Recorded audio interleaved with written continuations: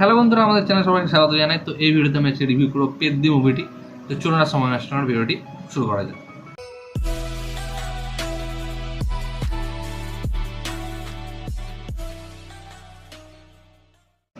তো হ্যাঁ, এই মুভিটি নেটফ্লিক্সে রিলিজ হয়েছে এবং আমি হলে দেখিনি, তো নেটফ্লিক্সে দেখলাম। তো কেমন হলো এই মুভিটি? তো এই মুভিটি ডিরেক্ট করেছেন বুচিবাবু সানা। তো তিনি এর আগে একটা সিনেমা করেছেন উপেন্না বলে। তো এই সিনেমাটি বক্স অফিসে বেশ ব্লকবাস্টারই ছিল এবং তারপরে তিনি এই পেদ্দি সিনেমাটা করেছেন, তারই লেখা এবং A.R. রহমান মিউজিক দিয়েছেন।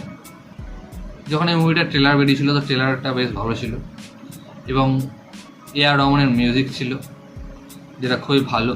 এর গানগুলো ঠিকঠাক, একটা গান মোহিত চৌহান গিয়েছিল যেটাও বেশ ভালো লাগে।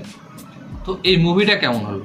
তো আমার তো এই মুভিটা বেশ ভালো লেগেছে, মিথ্যা কথা বলবো না, আমি এন্টারটেন হয়েছি। তবে এই মুভিটার একটা মাইনাস পয়েন্ট হলো, এটা একটা বিশাল বড় মুভি, প্রায় 3 ঘন্টা 5 মিনিটের মুভি। মানে ডাইরেক্টর সব কিছু এই মুভিতে ভরে দিয়েছে।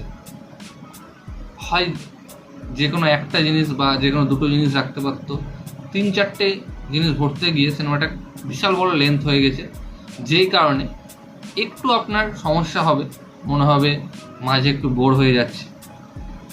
তাছাড়া এই রকম নয় যে আপনি সিনেমাটা দেখতে দেখতে উঠে চলে যাবেন, এরকমও নয়।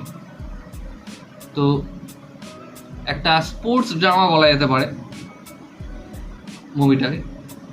এই মুভিতে ক্রিকেট রয়েছে, কুস্তি রয়েছে, রেস রয়েছে, সব কিছু রয়েছে। মানে একটা স্পোর্টস ড্রামাতে যে কোনো একটা জিনিস আমরা দেখতে পাই, একটা খেলাকে দেখতে পাই, যে কোনো একটা খেলা থাকে, বাট এখানে 3-4টে খেলার মিক্স রয়েছে এবং কেন রয়েছে সেটাও জানতে হলে আপনাকে মুভিটা দেখতে হবে। তো প্রথম দিকে মুভিটা একটু অন্যরকম, মিডিলে একটু অন্যরকম এবং শেষে অন্যরকম। মানে প্রথম দিকে যখন সিনেমাটা দেখবেন তো মনে হবে একটু মাস টাইপের মুভি, মাস মশালা। মিডলে যখন দেখবেন তখন একটু ইমোশনাল টাইপের থাকবে এবং শেষে যখন দেখবেন তখন একটু মোটিভেশনাল টাইপের মুভি, মানে একটু মিক্স। এবং এই মুভিটা ন্যারেট হতে থাকে, যেখানে আমরা দেখতে পেয়েছি বামানি রায়নিকে এবং রামচরণ তো এখানে রয়েছেই। আর একটা কথাই বলি আমি সব সময়, যে সাউথের সিনেমায় যদি নায়কই সব কিছু হয় তাহলে নায়িকার কোনো কাজ থাকে না। তো ঠিক এখানেও তাই হয়েছে। এই মুভিতে আমরা জাহ্নবী কাপুরকে দেখতে পেয়েছি অ্যাজ এ অ্যাক্ট্রেস। তো তার কোনো কাজ নেই মুভিতে। ডাইরেক্টররা কেন নায়িকাদের নেয় সেটাও জানি না। একটা যে রোম্যান্স অ্যাঙ্গেল রয়েছে সেটাও ঠিক করে দেখানো হয়নি। তাছাড়া এই মুভিটা তেমন কিছু দিতে পারে না।